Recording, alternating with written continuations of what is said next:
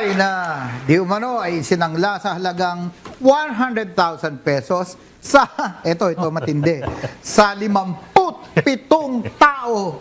Wow! Para sa karagdagang detalye, nasa kabilang linya po ang ating kasangbahay na si Helen Malazarte ng Parañaque City. Parang ito rin yung kahapon, ano? Pero ang galing din naman ha, 57 ang nabiktima tao. niya. Ang galing nung scammer. 100,000, 57. Umabot ng 5.7 million pa. Grabe. Ang galing. Kumbaga, hindi pa siya nabibisto sa pangalawa, pangatlo, pangapat, Oo. naka 57 pa. 57. Buti nga hindi umabot ng 100 eh. Okay. Swerte nung ika-58, di na umabot. Okay, pakinggan Alright, natin si sige, Ma'am sige. Helen. Ma'am Siya ba Helen. yung kahapon? No. Ma'am, hello? Hello? Ayan, sige Yes, po. ma'am. Hello po. Ma'am, pakita Hindi ka. ko maano. Ito ba yung kahapon?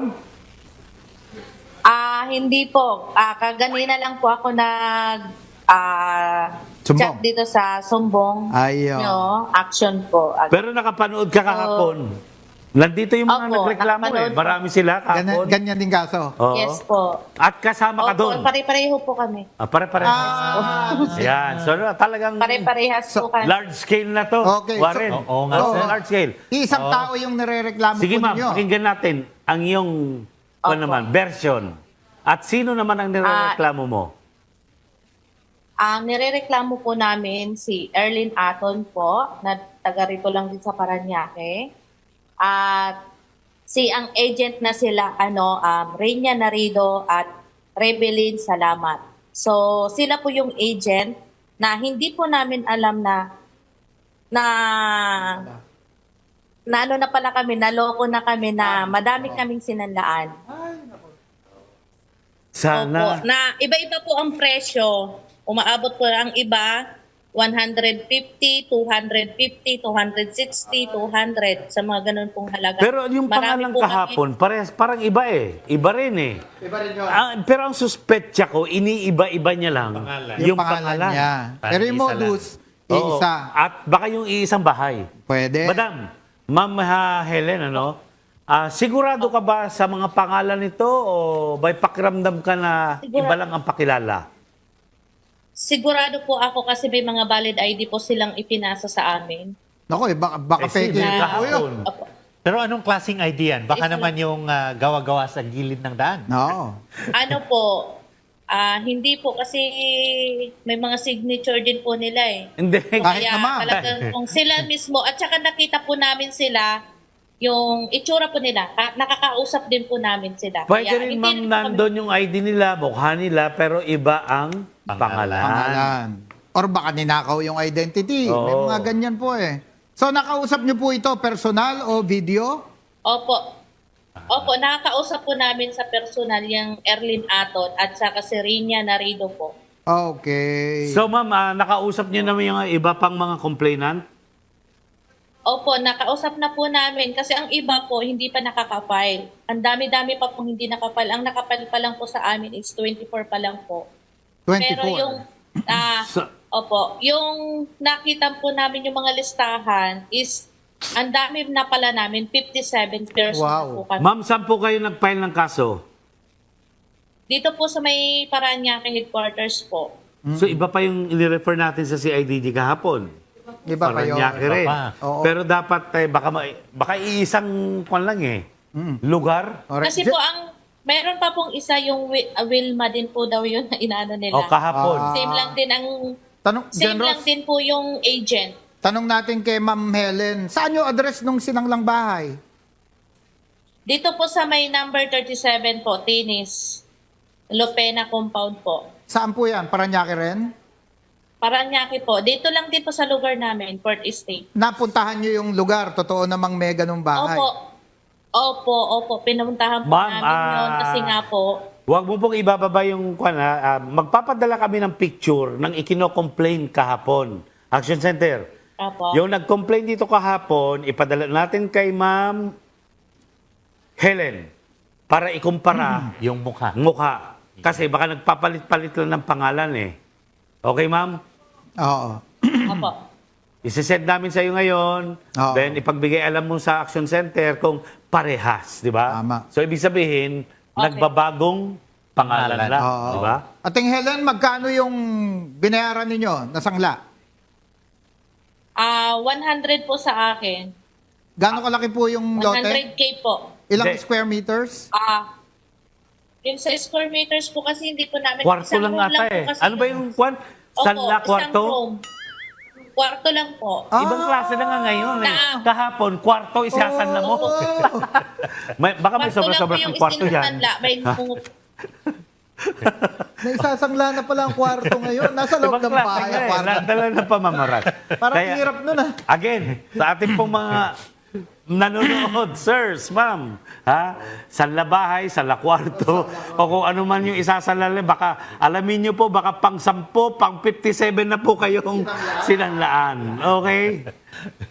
Grabe yung kwarto, nagkakahalaga lang siguro mga 200,000 niya, kumita na siya ng 5.7. Hindi. Kahit isang mo yan, kung wala ka namang hawak na papeles, wala yari ka pa ka rin pa rin. laban, di ba? Yes. Paano mo mapapasain nyo yun? Correct. At para po sa kalaman ng ating mga kasangbahay, pati na rin po ang ating complainant. No, sinubukan pong kontakin ng ating action center yung mga inirereklamo ninyo, ma'am, through call and text, pero wala po itong naging tugon. Para naman po doon sa mga inirereklamo, yung mga sana totoong pangalan, bukas po ang ating action center 24/7 para po sa inyong panig. Lagi naman tayo nakikiusap sa kanila para Oo. sa inyong panig. Pero kung talagang yung mga yan ay hindi totoong mga pangalan ay talagang naglakit parang bula na. Correct. Hindi yan tatawag sa atin. Pero again, paulit-ulit na lang to. Pero hindi po kami magsasawa na warningan or bigyan ng babala ang ating mga kababayan. Huwag po tayo basta magtitiwala sa ito, latest modus operandi ngayon. Lalo na pag Sanla- kwarto, parang mahirap magsangla ng kwarto. Sanla kwarto. Saklang Sanla kwarto. Yung bang kwarto nasa loob ng bahay. Kasi kung nasa labas, hindi kwarto tawag doon. Di ba?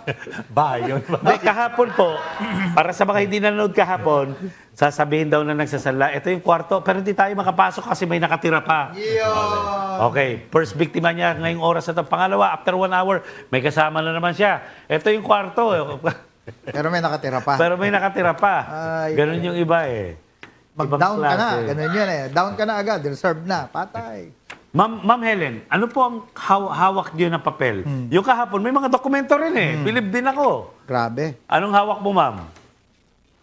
yung kasunduan po namin at saka mga valid ID po nilang pinasa sa hiningi Dapat po namin. pinag-issue mo ng cheque. Wala po sila.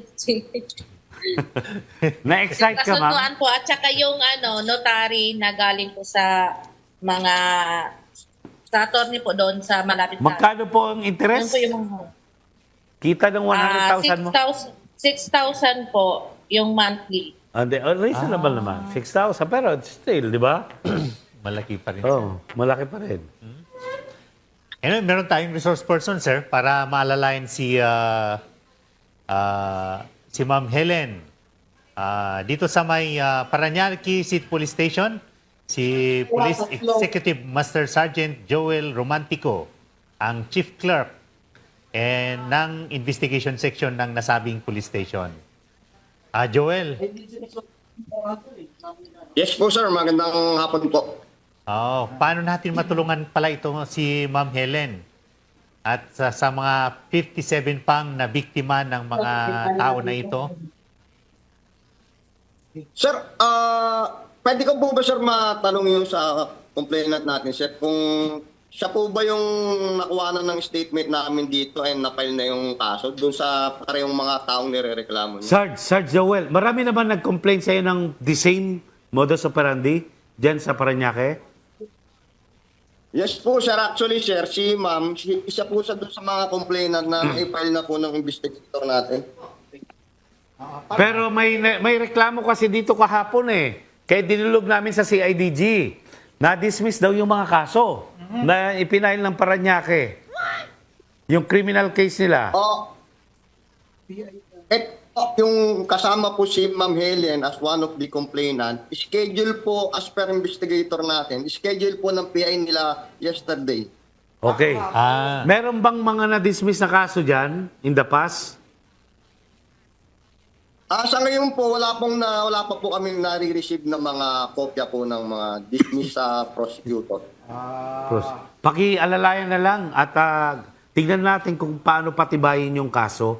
Kung babagsak yan sa multiple stapa or large scale, Large scale, sir. ay para, Nobel talaga at mabigyan ng hustisya yung ating mga kababayan. Kasi ang nangyari daw sa yung kahapon na nagsabi dito ay na-dismiss yung criminal case. So nag-fall siya sa civil case yung kaso. Na pwede naman civil at saka criminal.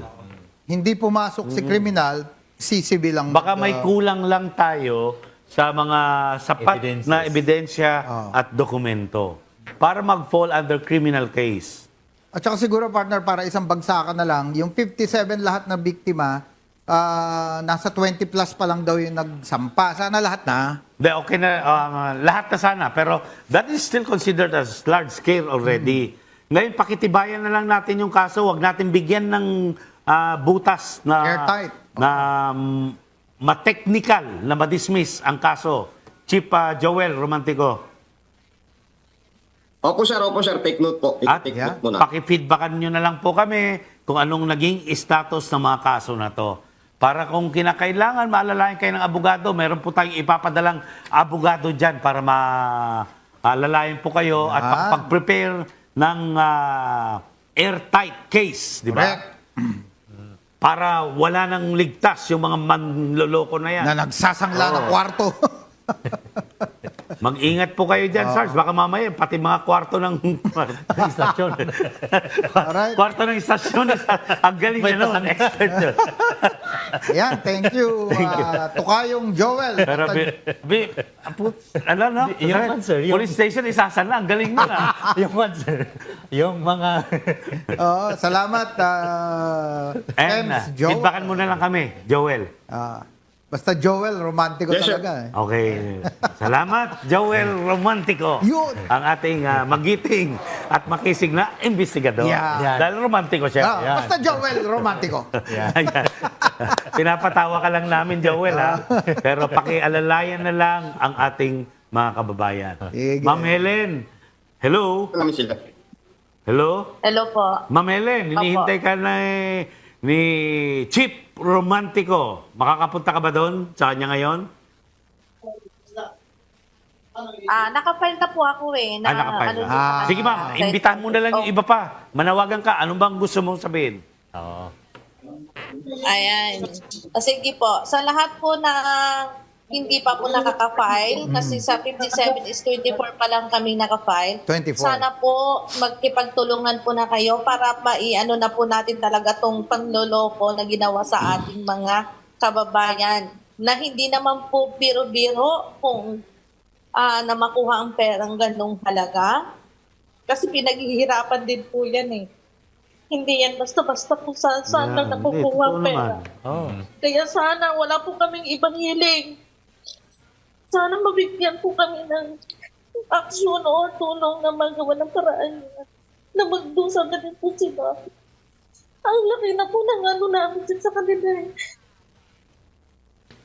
Ma'am, tututukan po natin yung kaso na yan.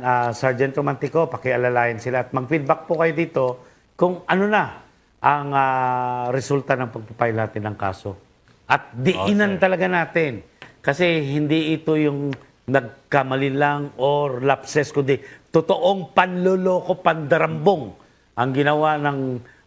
sino to, ma'am? Ano ulit mga pangalan nila?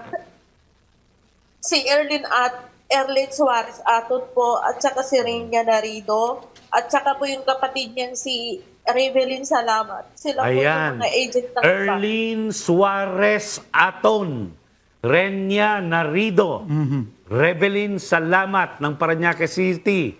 Kung nakikinig po kayo, mga kamag-anak nyo, mga kaibigan ninyo, kapitbahay, maawa po kayo sa mga niloko nyo na mga higit 50. At marami pang ibang lalabas Yes. dyan. Oo. Imagine, nakuha nyo yung mga pinaghirapan nilang pera, pinaghirapan nilang pagtrabahuan ay ganun-ganun na lang ninyo, Juan. Di ba? Kinuha. Maawa naman po kayo.